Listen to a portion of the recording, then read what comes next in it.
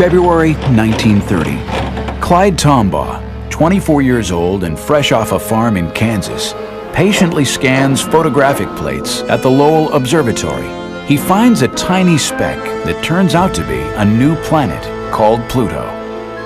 But in the 75 years since then, our close-up views of Pluto and its giant moon Charon still only come from the artist's imagination. Every other planet has been visited by NASA spacecraft, and the post office has issued stamps to commemorate their close encounters. Of course, for Pluto, because there have been no mission to Pluto, the U.S. stamp says not yet explored. We aim to see a new stamp issued. We have ignition and liftoff of NASA's New Horizons spacecraft on a decade-long voyage to visit the planet Pluto and then beyond. January 19th, 2006. NASA's New Horizons mission to Pluto successfully lifts off from Cape Canaveral, traveling faster than any previous spacecraft. In just 9 hours, New Horizons passes the orbit of the Moon and begins a 9-year voyage to Pluto. February 28, 2007. The spacecraft zooms past the giant planet Jupiter, getting a 9,000-mile-per-hour gravity assist and cutting 2 years off its journey. Spacecraft is outward bound from Jupiter, and we're on our way to Pluto. Congratulations. All right. The Jupiter flyby was a dress rehearsal for Pluto. We got the night show. Oh wow, look at that. Oh yeah. New Horizons science instruments return detailed images of Jupiter's clouds, moons, and rings. If all continues well, things look good for July 2015 and the Pluto flyby. In the past decade, humans have been making amazing discoveries in the outer solar system. The very first thing I did is grab my telephone and called up my wife, and I said, I found the 10th planet. But astronomers continue to debate the definition of a planet and how the new discoveries change our evolving picture of the solar system. So now, the New Horizons mission is perfectly poised to shed light on this question and revolutionize understanding of our cosmic neighborhood. It's the ultimate in discovery and exploration. We have no idea what the surface of Pluto looks like. So we could see craters, we could see geysers, we could see patches of frost. This is purely speculation. We have no idea what we're really going to see.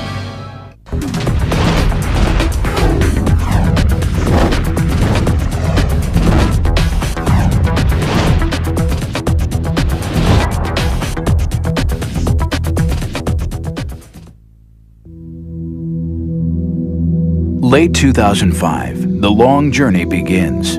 Cape Canaveral, Florida, NASA's Kennedy Space Center. In the Kennedy clean room, the New Horizons spacecraft takes its first short flights. It's just over 2 meters, about 7 feet from the tip of its high-gain antenna to where it joins the rocket, about the size of a grand piano. Fully loaded with fuel, it weighs 1,000 pounds. Not very large or heavy for a planned journey of almost 20 years. The main difficulty about going to Pluto is that it's so far away. The Earth is almost 100 million miles away from the Sun. Pluto is 30 times that far, 3 billion miles away. To get to Pluto in our lifetimes means it has to go very fast. Its average speed is more than 10 miles per second. And to do that, it had to be light. One of the unique things about New Horizons is that we built a very light spacecraft and bought a very large launch vehicle. And the combination is ferocious. It gives us a very high flyout speed because we have a very long way to go. Sprinting away from Earth on launch day, New Horizons crossed the orbit of the Moon in just 9 hours. Apollo took 3 days. The spacecraft reached Jupiter in 13 months. Galileo took 6 years. But even traveling more than 50,000 miles per hour, it will still be 2015 before New Horizons reaches Pluto and Charon. So it's not that we're dawdling, we have a long way to go. Why send a spacecraft on such a long and difficult journey into such a challenging environment? For the science team, it's a voyage back in time to see, close up, evidence of how solar systems form from clouds of gas and dust, and how Earth and all the planets were born. We're going to learn about how planets are built, Because what Pluto is a planetary embryo, an object that's partially formed as a large planet, a stage in planetary formation that the Earth went through, that Mars went through, that all the larger planets had to pass through this size scale. But here we see an object that didn't get any further in the case of Pluto. The National Academy of Sciences rated this mission to Pluto and beyond the most important planetary mission of the decade. That's because New Horizons could rewrite everything we know about the planets of our solar system. And if you think about the solar system, the so-called terrestrial planets, they're rocky objects in the inner solar system, Mercury, Venus, Earth, and Mars, have a lot of similarities. Then you step out a little bit further and you get into what are called the gas giant planets. These are huge objects which are dominated by large amounts of molecular hydrogen and helium gas. And that's Jupiter, Saturn, Uranus, and Neptune. And that was it. We sort of stopped there. And then there was the little misfit Pluto at the outer edge of the solar system. Poor little Pluto, all on its own. Then in the 1990s came a series of discoveries that changed everything. Researchers found more and more icy objects in a massive region of the outer solar system known as the Kuiper Belt. And once we discovered the Kuiper Belt, everything sort of fell into place. The understanding that, in fact, Pluto and Charon are members of this other class of objects called the ice dwarfs. And in fact, we think that these ice dwarfs are the most populous class of planetary body in our entire solar system. That tells us, from that respect, Pluto's not special. It's got lots of company out there. Ice dwarfs aren't just far out there. In the early days, 4 billion years ago, they may have had a role in shaping Earth and bringing our planet the materials of which we're made. The collisions within the Kuiper Belt produce the short period comets, which then fall in towards the sun and bombard the Earth, sometimes bringing some of that raw material from which life formed and some of the water that's on the surface of the Earth. This information about the Earth's birth isn't available anywhere else. So the key part of that big puzzle of how the solar system formed will come from looking at Pluto, understanding its nature, what it will imply about its formation, how it came to be, and everything about it.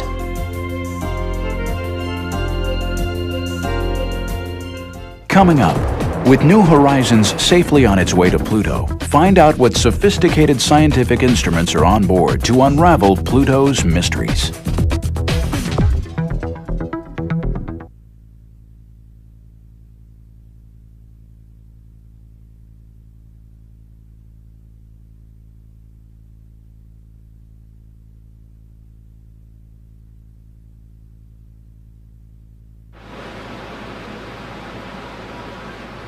For this first ever trip to Pluto, the science team wants to find out the basics. What do Pluto and Charon look like? What are they made of? And what kind of atmosphere exists? Their hunch is that all these questions are connected. With Pluto, if you want to understand the atmosphere, you have to understand the surface. If you want to understand the surface composition, you have to understand the geology. If you want to understand the geology, you've got to understand the atmosphere. It's all tied together, and so we have instruments to study every aspect of Pluto. The 7 science instruments on board New Horizons are ingeniously designed. They're small and weigh very little. On average, each uses no more power than a household nightlight, and they're intended to work together seamlessly. We picked names for most of our instruments. We have Rex and Alice and Ralph, and it's just a happy family. The black and white telephoto camera called Lori will be used for navigation in the months before closest approach and to study Pluto's surface. This big barrel is a telescope called Lori, the Long-Range Reconnaissance Imager. It's our biggest, most powerful camera in terms of resolution power. The cameras are key. For over 60 years, Pluto remained little more than a dot, as small and dim as a walnut seen from 30 miles away. In the 1990s, even the Hubble Space Telescope showed just a blurry surface. And this true color image is the best we can do with Hubble and advanced computers. Pluto clearly has a varied surface, but whether these are mountains or craters or polar caps remains a mystery. That's where New Horizons wide-angle camera comes in. We want to get up close and personal. Ralph is our main color camera. It's also the camera that's going to take our main global maps of Pluto. We can get in and map at scales of kilometers and sub-kilometers and even down to tens of meters. Football field-sized resolution at Pluto, we're going to be able to, to see things thousands of times more precisely than what we've been able to do with the Hubble Space Telescope. Strangely enough, Pluto's surface seems to have about the same brightness as freshly fallen snow on Earth. It appears so dim only because it's so small and very far away. Equally bizarre, Pluto sometimes behaves more like a comet than a planet. When its eccentric orbit brings it closer to the Sun, the surface heats up and produces a denser atmosphere. Ralph's sister instrument, using a different part of the electromagnetic spectrum, will be studying that. This is the ALICE ultraviolet spectrometer, which will probe the composition of Pluto's atmosphere and also study its surface. It measures light with a shorter wavelength than what you and I see. We fly past Pluto, that's the antenna direction. We're going to turn, so the antenna is pointed back at Pluto, back toward the Sun. And we're going to watch as the Sun passes behind Pluto, and we're going to see the sunlight get absorbed at these ultraviolet wavelengths, and we can tell what the atmosphere is made out of at these different heights. As Pluto approaches and retreats from the Sun, it's thought that there are seasons and weather that resurfaces the planet with fresh, bright ices. Some researchers think this is what creates the light and dark regions, but as yet, no one knows. New Horizons hopes to get to Pluto before winter sets in, and the atmosphere freezes back down to the surface as solid ice. Along its 9-year voyage, New Horizons will also be collecting some very important samples of dust. What's the big deal about dust? We have dust everywhere. Dust in your house, dust outside, dust all out the solar system. Well, dust comes from the grinding up of material that gets shed and left around. In the case of the solar system, we believe that the dust that's flying around the solar system was produced by the grinding up of asteroids, the grinding up of Kuiper Belt objects, the grinding up of ring particles and so on, that is left over from the process of not just forming the solar system, but its constant evolution over time. So the last of the 7 instruments is a special dust counter. But this instrument comes from a very surprising source. Every part, from logo to detectors, was designed entirely by college students. Its job is to profile the density of dust particles all the way across the solar system for the first time. But the real breakthrough of this instrument, it's the first time that students have been able to build a flight quality instrument on their own and fly it on a mission to a planet. The students documented their project in behind-the-scenes home videos. Our final instrument will have 12 of these dust detectors all lined up on a panel about 0.1 meters squared. Till now, no dust counter has gotten data farther out than 18 times the distance of Earth from the Sun. Design specs from the SDC are twice that and more, lasting decades, traveling billions of miles, surviving temperatures near absolute zero. Even though it's a student project, the dust counter is every bit as robust and serious as the other instruments on board. The students faced review boards of veteran scientists and engineers as part of the design process. Together, the 7 science instruments are the most powerful set of detectors ever sent on a first flyby of any world in our solar system. But making sure the Pluto flyby is successful meant a race against time to launch in 2006. And before they could ship the spacecraft to the Cape, the hardware and the science instruments all have to go through a rigorous test program. For this mission, keeping on schedule was critical. It's also important that we get there as soon as possible because Pluto does have an atmosphere right now, but it's moving farther and farther away from the Sun. And at some point, that atmosphere is going to freeze out. Although meeting the target launch date is critical, so is making sure that all the hardware works together like a finely tuned machine. One builds a spacecraft, you build the individual boxes and instruments first, And they go through their own tests, both functionally and then environmental tests. And that's sort of equivalent to the members of an orchestra, each tuning up. But once you build it as a spacecraft, once you've assembled it, then you're playing the symphony. And that's what we've been doing. We've been testing it as a system.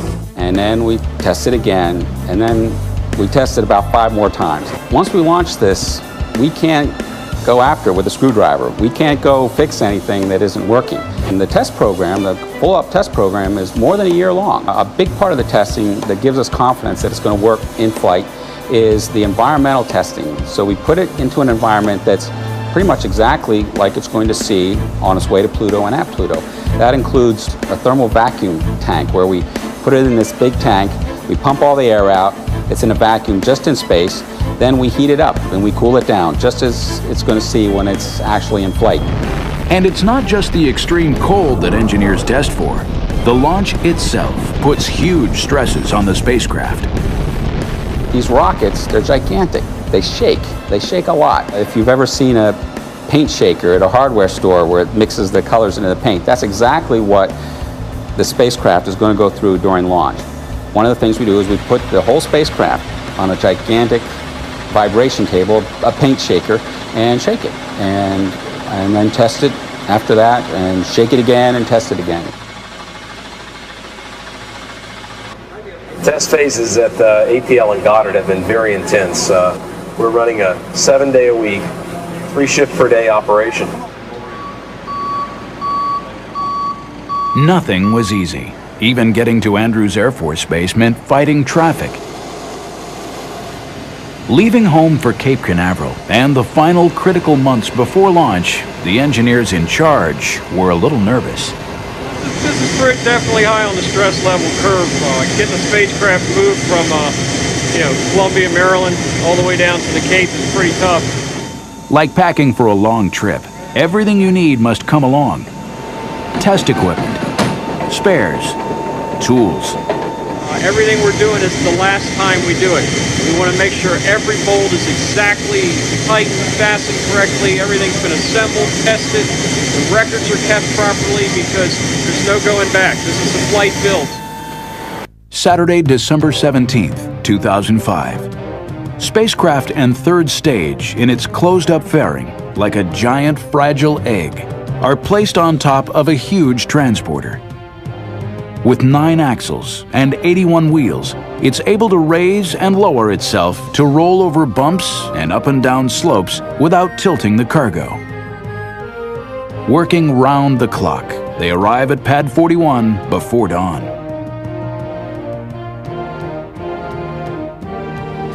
75 years after the discovery of Pluto, 17 years after a mission was first proposed, the dream of exploring the 9th planet was now only weeks from launch. For most people on the project, in a sense, this is the end because it will be built and launched and on its way. But for the science team and the operations team, this is the beginning. This is where we begin the journey. Like a ship, we launch it. On January 19, 2006, after nearly 2 decades of planning, building, and testing, a picture-perfect launch thrilled the mission operations team back at Johns Hopkins. But the long journey to understand Pluto actually began 75 years earlier, far away in the American West.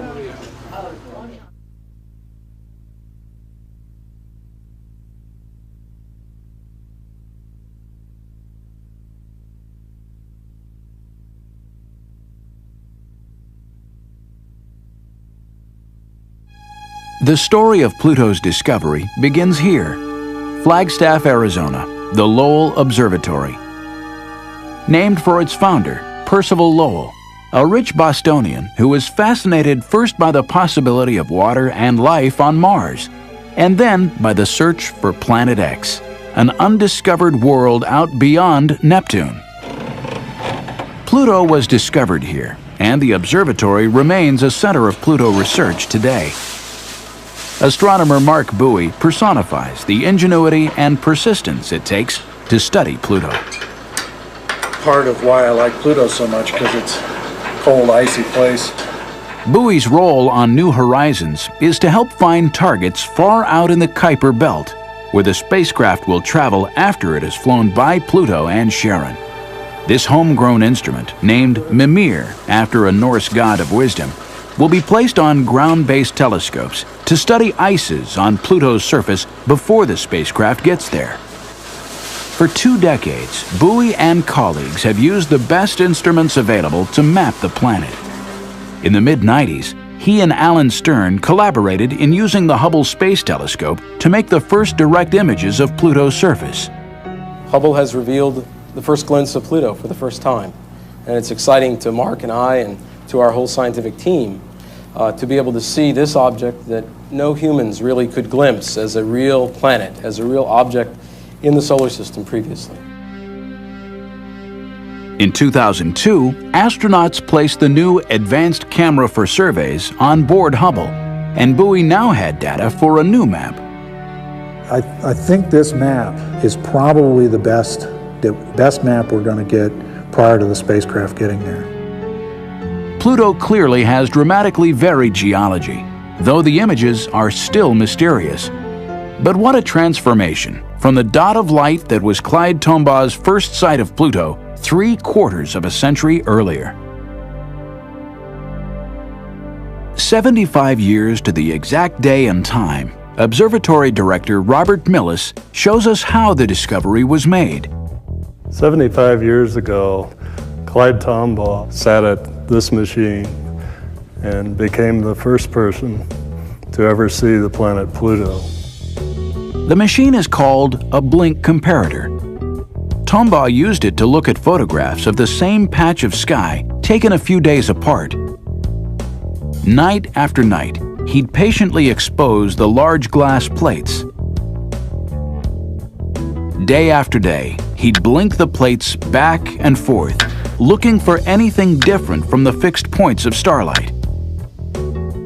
Decades later, Tombaugh still recalled just how uncomfortable and challenging the search for Planet X turned out to be.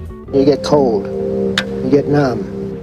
It takes a lot of perseverance, because this gets brutally monotonous. Blinking back and forward, Tombaugh was looking for anything that shifted position. The only means you have identifying a planet is going to be small, it's like a small star image. The only clue you have is it shifts position with an interval of a few days in the night's time. That's the only clue you have. So you've got to see all these star images, hundreds of thousands of them, to see if any of them shift position during the interval between the first and second plate. That small movement was just what Tombaugh saw on February 17, 1930. The arrows were added to show its position a few days apart. It was just what Lowell and Tombaugh wanted to see, a distant planet. After some debate, an English schoolgirl, 11-year-old Venetia Burney, came up with the name Pluto, god of the underworld. PL, of course, were also Lowell's initials. By studying the motion of that dim and distant dot of light, astronomers discovered a Pluto year, the time it takes to move once around the Sun, was equal to 248 Earth years. The angle of its orbit, seen here in silver, was steeper than any other planet. Its distance from the Sun also varied more than any other planet. For 48 years, that was all anyone knew about Pluto. Then, in 1978, astronomers Jim Christie and Bob Harrington analyzed new plates taken at the U.S. Naval Observatory in Flagstaff. Christie noted an elongation of the planet to the north. 1 month later, the bump had disappeared. Blink the images back and forward just like Clyde had done, and you see the bump is moving. Their conclusion? Pluto, like Earth, has a moon. Christie suggested the name Charon after the ferryman of Pluto's underworld in Greek mythology, but preferred to pronounce it Charon, more like his wife's name, Charlene.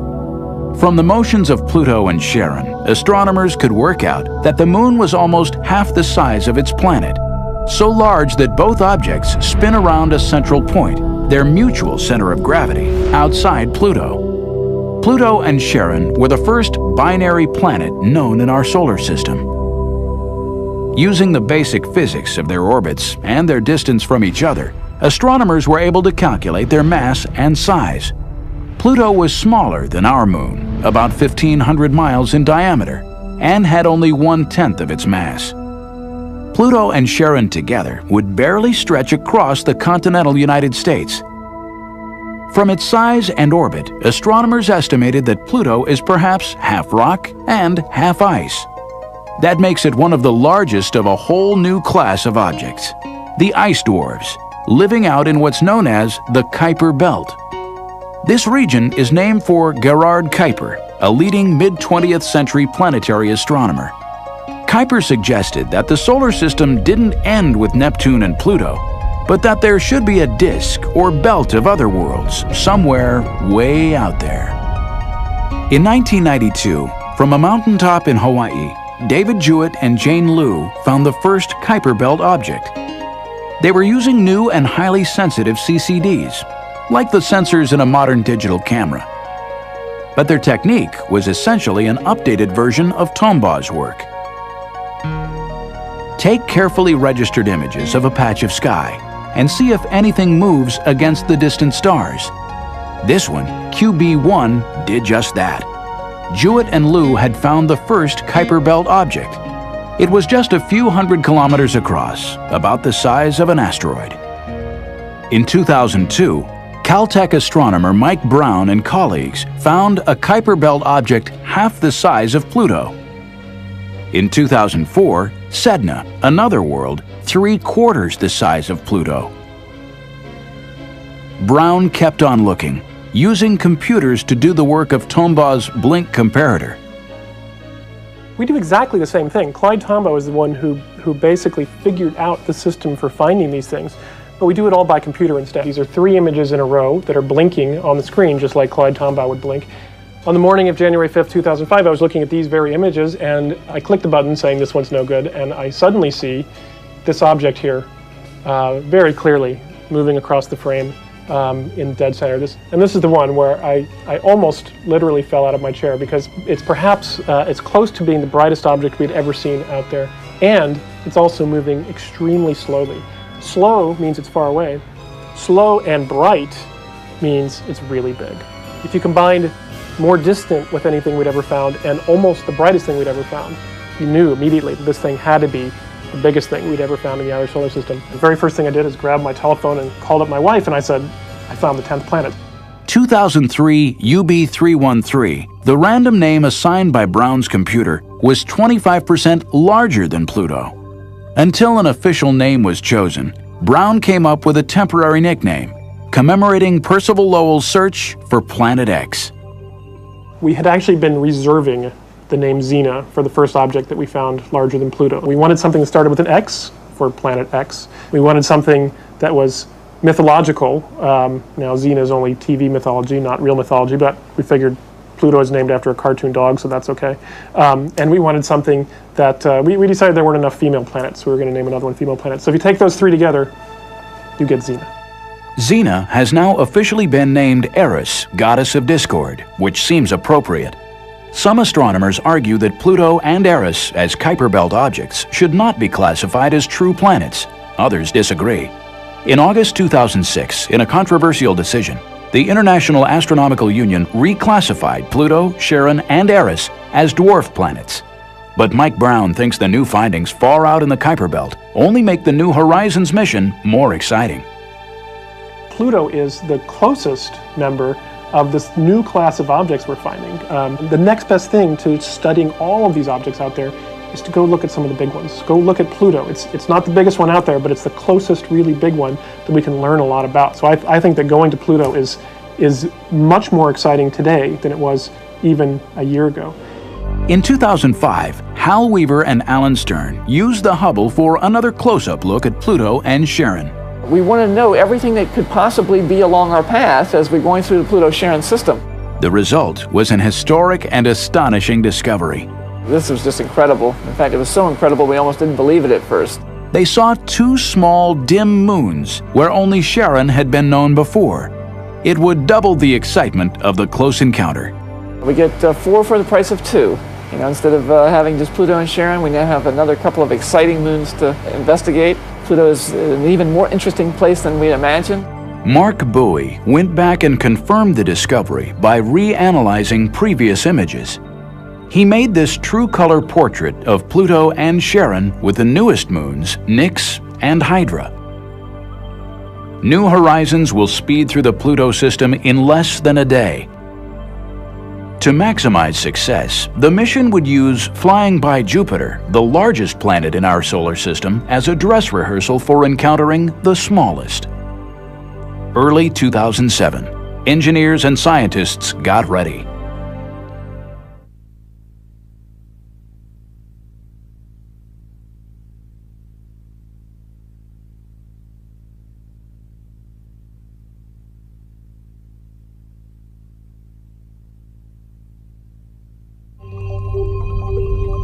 Unlike missions that go into orbit around their target planet, New Horizons is traveling so fast there's no practical way to slow down.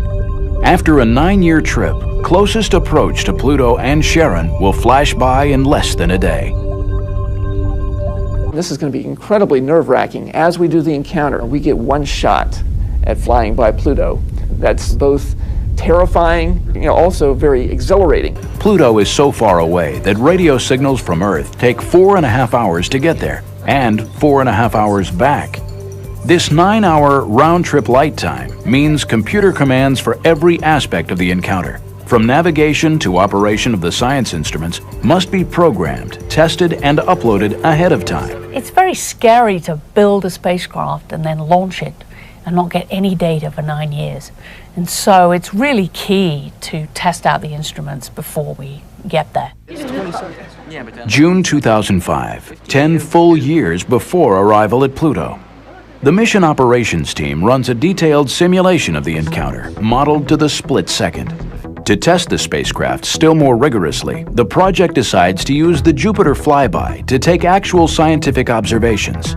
They'd look at the volcanic moon Io. They'd study Jupiter's cloudy surface and aurora. This will be a wonderful dress rehearsal for the whole process of putting together a complicated sequence.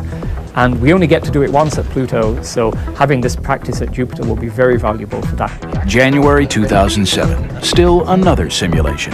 The Jupiter encounter has mission planners working harder than ever. So it's more intense than by several orders of magnitude than anything we've done as far as memory usage, which translates to number of commands. It's more intense actually than our Pluto simulations we did pre-launch. I guess the usual stuff. Axis normal, our SPE is going to range from 7.056 degrees. The observation starts 10:06:16. Before any command is sent up to the spacecraft, it's reviewed by a representative of every subsystem, power, thermal, data handling, as well as the science team. One bad line of code can cripple a spacecraft. The Jupiter encounter has 40,000 of them. Every command is run through a series of computers, identical to those up in space, except that this New Horizons mission simulator is safely on the ground in Maryland. February 28, 2007, 45 minutes after midnight GMT. New Horizons closes in on Jupiter. Hours later, scientists and engineers gather at the Applied Physics Laboratory for what they hope will be the first post-encounter transmission from the spacecraft. Mission managers coordinate with researchers across America. Experienced operators stand by at stations dedicated to each instrument and subsystem. The ACE, or Lead Flight Controller, communicates with NASA's Deep Space Network Station in Australia. Alice Bowman is Mission Operations Manager, or MOM. Her professional family includes some of the brightest engineers around. Today's very important. It's our Jupiter flyby day. And of course, the test is coming right up. We'll see if a spacecraft made it through the dangerous radiation at Jupiter. For this milestone in the life of the mission, all hands are on deck. It's real big. As you can see, we have a lot of people coming in today, a lot of scientists who wanted this information off the satellite that we've been trying to get for them. So today is real eventful. I would put it somewhere between launch and actually getting to Pluto. I'd say it's the third most critical activity in the whole timeline. We're really putting the spacecraft through a stress test. That's our primary objective. But as long as we had to stress it, we thought we'd stress it with 700 science observations. 700 observations. 40,000 commands. Science planners work with guidance and control engineers to write a playbook for the encounter, a script for every time tick of the flyby. At Jupiter, New Horizons is on her own. Here on Earth, they wait. You guys nervous? No, not really. Nothing we can do at this point. That's right, not nervous. No. Not a bit. This is all done by remote control. That's the nature of this business. 500 million miles away, our little puppy is doing its job and doing very well. Just come up on track like it always does. So. We're about a little less than 6 minutes away from our first look at telemetry. They'll know all is well when screens light up with green text indicating the spacecraft has survived. DSN Australia confirms that New Horizons has phoned home. Non-Pluto Ace. Go ahead, Pluto Ace. Yes, we're now receiving telemetry and we're locked. RF mom on Pluto 1. Status check. RF is green. PI, this is mom on Pluto 1. Spacecraft telemetry for all subsystems is nominal. Spacecraft is outward bound from Jupiter, and we're on our way to Pluto. Congratulations. All right.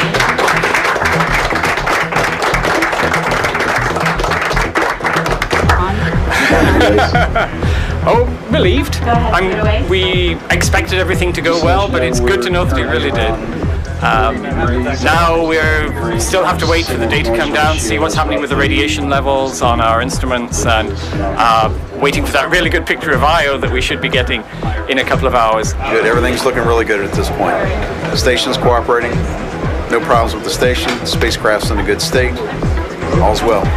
Jupiter is not our ultimate destination. It's very nice, that we can actually get a lot of great scientific data for free, basically. We get that gravity boost, the most important thing, but after that, just getting that extra science and the extra practice for doing an encounter, which are really hairy. These encounter situations where it's all or nothing. You fly by and you don't return. We have to make sure everything works perfectly, so we're going to learn some lessons from this experience, apply them to the Pluto encounter, and hopefully make for, an even better Pluto encounter. The engineers could tell right away that all spacecraft systems were nominal, but the scientists wanted to see the very first pictures of Io. They'd gotten used to fancy computer graphics depicting an imaginary trajectory and volcanic plumes. But the actual images just in from Jupiter would determine scientific success or failure.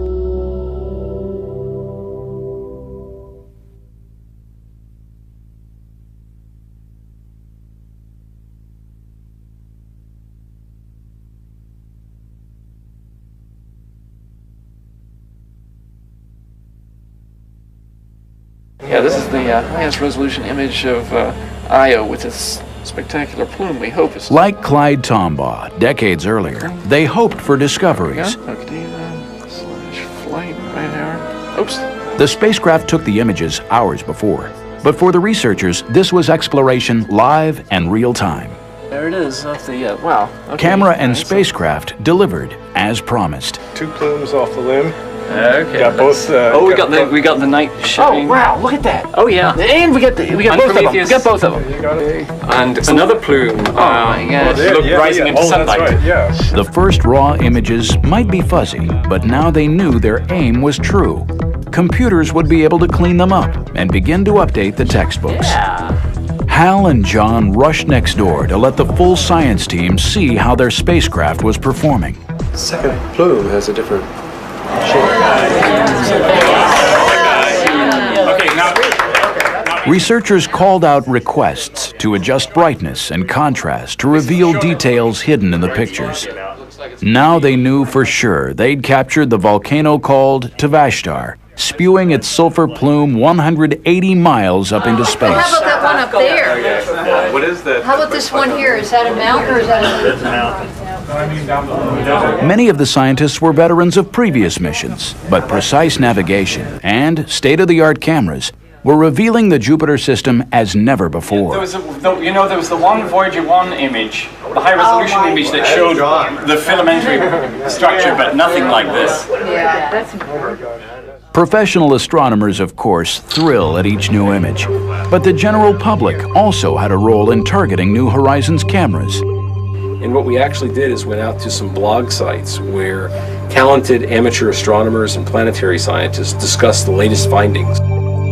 Like the student dust counter, this was the first time the public had a chance to shape a deep space mission. We asked them, suggest to us some of your best ideas for what we call Kodak moments, unique geometries when we could obtain something evocative. Out of this process came the idea for snapping Io and Europa lit edge-on by the sun. Stern's favorite captured Europa rising over Jupiter. It gives you that feeling that you're actually at Jupiter, and you have a view that you might not expect to have from a spacecraft, as if you were actually there, an astronaut making the flyby with New Horizons. There were 7 Kodak moments, but New Horizons returned almost 700 observations. And we have very detailed images that show us much finer structure now in Jupiter's ring system than had ever been obtained by any previous mission. The cameras had been designed to work in the much dimmer light far out at Pluto, but special software helped record the structure and dynamics of Jupiter's clouds, including both the great and little red spots. No spacecraft had made detailed observations since the formation of the little red spot. And this is not such a little spot, after all. It's as large as the Earth, practically. And we happen to be the first mission to Jupiter since the coagulation of some smaller storms into the so-called little red spot. So the spacecraft passed this intentionally extreme stress test with flying colors. Because I would have been very happy if half or more of the observations had worked out, rather than upwards of 95, 97%. Leaving Jupiter, New Horizons will fly down the planet's giant magnetic tail, another first for this mission. Then it will be time for an 8-year cruise to Pluto, with long periods spent in hibernation, instruments turned off. Well, Cruise for New Horizons is a 8-year sequence during which most of the time the spacecraft is in hibernation. And we do that in part to save money, but more importantly to save time, wear and tear on the electronics. In fact, most of the electronics boxes on New Horizons, although they will be 9.5 years old on reaching Pluto, they will only have between 2 and 3 years of on time. So for practical purposes, the spacecraft is not 9.5 years old, but 2.5 or 3 years old. Commands out. Keeping the spacecraft young is one thing. Mission planners also had to think about who would be around to operate the spacecraft in 2015. Many of the faces you see around New Horizons are relatively young. That's also no accident. You know, if it's something like that, what you have? The project wants to make sure key team members are still on the job when the spacecraft gets to Pluto. Yeah. How old are you going to be? In 2015? Yeah. I don't know, somewhere in my 40s. Oh, and you're a youngster. Yes. If all goes well, even 2015 won't be an end date for New Horizons. It should have enough fuel to travel onwards, to rendezvous with 1 or 2 ice dwarfs beyond Pluto. 3, 2, 1. The story of New Horizons may be a tale of high-powered rockets and sophisticated science instruments, but it's also evidence of human persistence, passion, and boundless imagination. It's going to be an almost timeless object, that we're building something that will not only outlast the pyramids, but outlast the mountain ranges of the Earth. This will fly through the galaxy essentially unchanged from the way we build it. And it will be just that way for billions of years, literally. That's a stunning thing to me every time I think about it. New Horizons is not just breakthrough science. It's another milestone in America's vision of space exploration. Humans are explorers.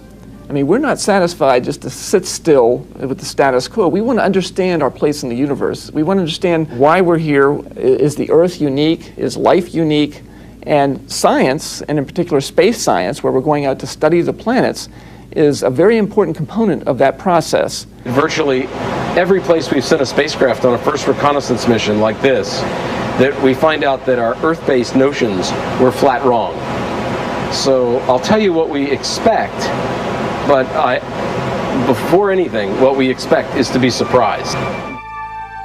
Exploring the outer solar system, because it's so far, takes a lot of time. We're talking decades rather than a few years. It requires a lot of patience, a lot of dedication, a lot of perseverance, but it's exciting. It's the frontier. It's the place that we know the least about, and yet the rewards could be huge in terms of what it tells us about the origin and evolution of the solar system. And because it's so far,